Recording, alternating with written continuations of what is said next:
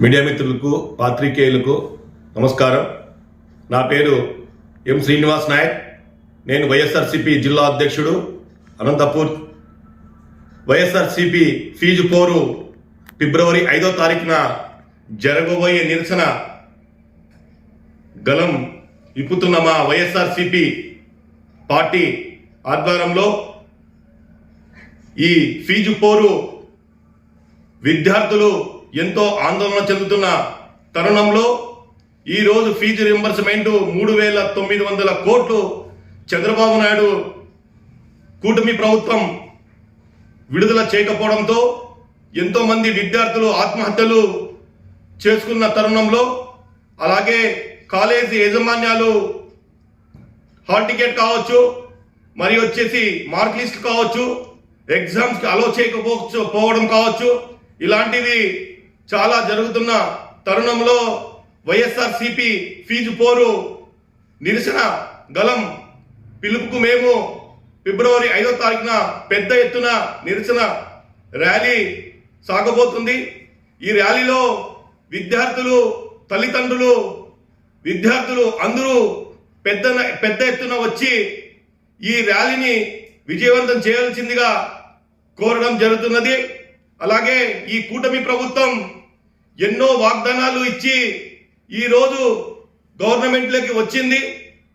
ఎన్ని వాగ్దానాలు ఇచ్చినా ఇంతవరకు ఒక పెన్షన్ తప్ప మరొకటి లేకోకుండా ముందుకు కాలాపన చేస్తున్న ఈ కూటమి ప్రభుత్వానికి తగిన బుద్ధి చెప్తాము.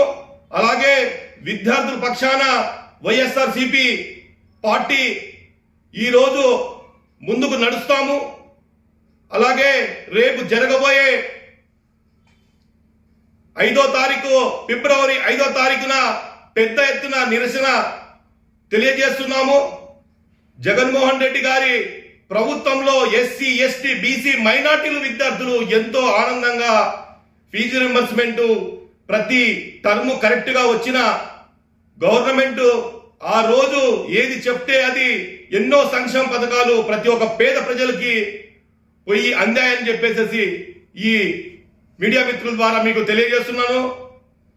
ఇంకోటి, ఇప్పుడు ఈరోజు పేపర్లో ఎప్పుడో 800 కోట్లు మేము విడుదల చేశాము. మరి 800 కోట్లు విడుదల చేసి ఈరోజు మళ్ళీ వైఎస్ఆర్సీపీ ఫీజు పోరు అనడం ఏంది అని హాస్యాస్పదంగా అని చెప్పేసి కొంతమంది మాట్లాడుతున్నారు. అలాగే ఫీజు పోరు ఈరోజు మీరు చూసుకుంటే విద్యార్థులు ఎంతో నష్టపోతున్నారు, విద్యార్థులు తల్లిదండ్రులు ఎంతో బాధపడుతున్నారు. అదేవిధంగా విద్యార్థులు చదువుకోకుండా ఈరోజు ఈ ఫీజు, ఈ కాలేజ్ యాజమాన్యాలు పెడుతున్న బాధలకు తట్టుకోలేక ఎంతో మంది సూసైడ్ చేసుకొని ఈరోజు పోతున్నారు. మనమంతా పేపర్లో, టీవీల్లో అన్ని ప్రతి దాంట్లో చూస్తున్నాము.